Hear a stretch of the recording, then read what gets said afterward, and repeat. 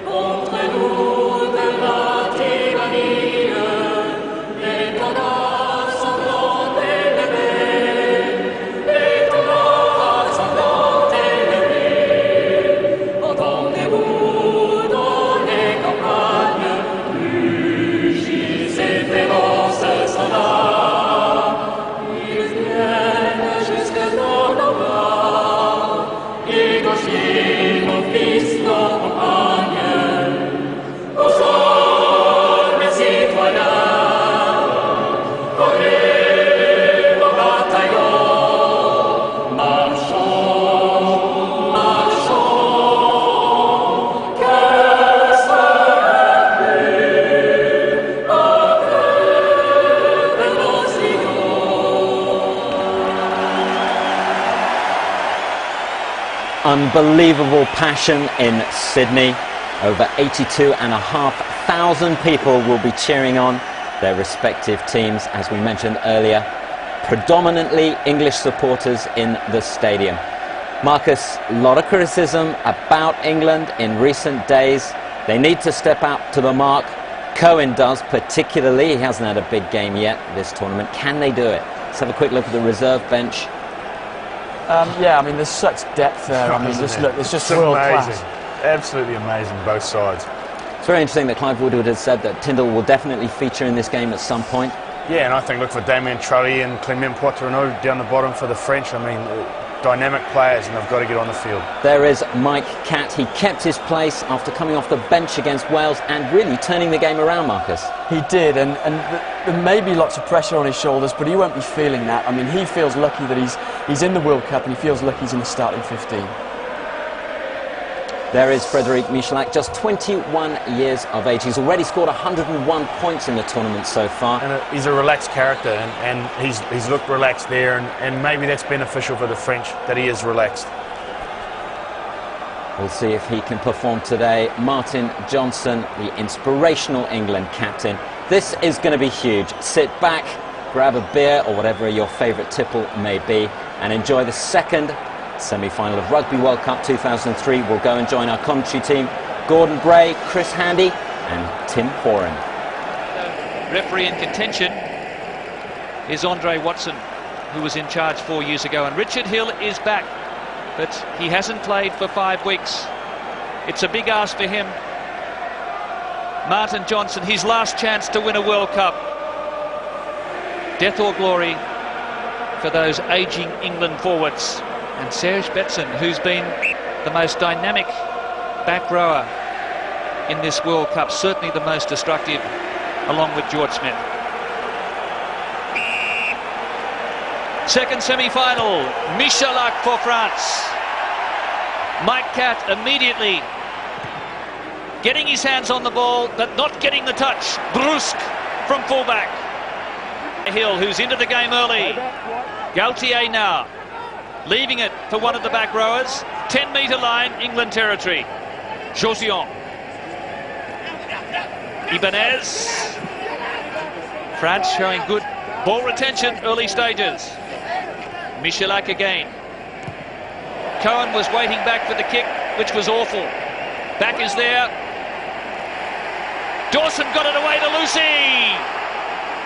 Like a pea out of a pod. That pop from Dawson was a classic to get it wide and get England going forward. So a very sharp reaction from the England scrum half. Now Greenwood. Lost it. He hesitated. Not a good start there for the England number 13, Tim Horan. No, Will Greenwood, he hesitated. And that's what England can't do in this match. Look at Greenwood there, hesitated, looking for Johnson inside and took the hit. Toulouse didn't just try to tackle Greenwood, he went for the ball too and dislodged it. French scrum holds firm. Brusque coming through with Rougerie. Scrum and line out so very important. What will it be? Dominance here. Got Australia home last night. Well, I was speaking to a couple of the English reserves before they warmed up today, and they want to back their defence tonight. They hope that the French play with width. It's very slippery on the ground with the rain that's happened tonight, and they hope that their defence will get them through. That's Ben Kay. The England side has trained at the Manly Sea Eagles home ground at Brookvale Oval, and Vickery on a little charge close to the ruck. Dawson happy to work away on the short side. Gaultier. That's Ben Cohen. Back cleared it to the backs. Another big tackle. Advantage here for France. And desperation from Lucy, who was taken high. Well, there's a fair battle going on, the two coming at it. Johnson pointing to his eyes. Dominici saying, I wouldn't get up there with the step ladder. How could it be me? Plenty of feeling. Well, didn't the French backs come up quickly there? Cat didn't know what hit him. Tony Marsh lined him up and went bang. They moved up, umbrella defence. Here we see Dominici having a smile and a laugh. There's not too many players that can do that to Martin Johnson. I thought at one stage there Johnson was going to say, how about a kiss, sweetie? Little Dominici with the dyed hair.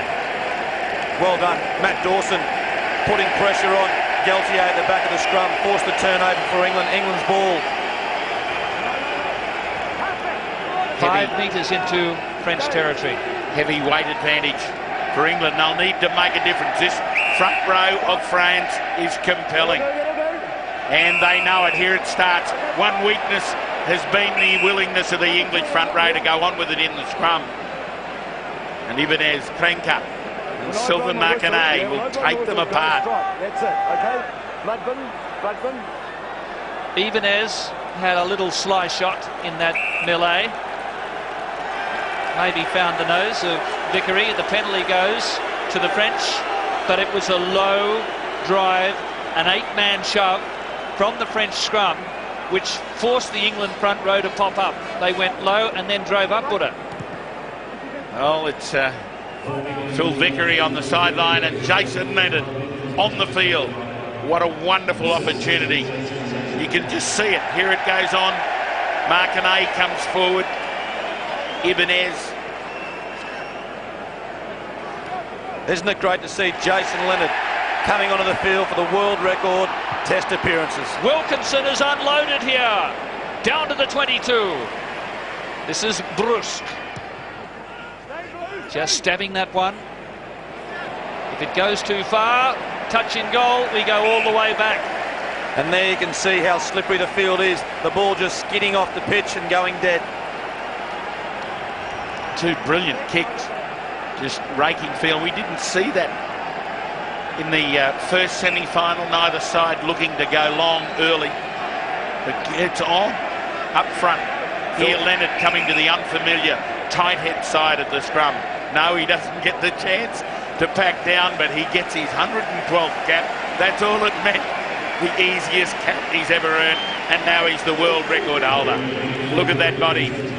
He used to be 6'4". Here's Greenwood. Cohen from the left wing. And very short defence from Dominici. Betson towing ahead. Cat really was the last line there for England. The French causing all sorts of problems there. Mad dogs in a meat house. Well, with the slippery ball, England have to stand a little bit deeper.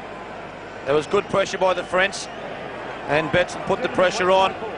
It's nearly a trip here that he gets through. It's the soccer tackle. Went for the ball for the kick and hung it out there. You'd probably go straight to the penalty box in the round ball game. Francis scrum backpedaling. A big shot there from England. That's the reply you need. Great turnover. You've been confronted up in terms of the last clash they had, and then they've just given it back to them. Trevor Woodman getting a little tap on the shoulder from his fellow front rowers.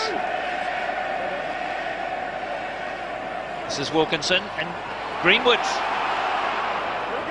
And he was well grasped by Marcanet. So the front rowers getting very involved in attack and defence for France so far. And Rougerie scouting back. Oh no, play on, says the referee. It came off his knee. Off the knee. He let that one bounce for a couple of seconds too long. Would you believe it? Comes down, he makes an absolute mess of it. He did let it bounce, too cool. The crowd were booing because they felt it was a knock-on, but it looked to be a pretty good call from Paddy O'Brien. Stuart Dickinson, touch judge, far side. Arenodeki, pitched by Thompson. Referee spotted a knock-on by England.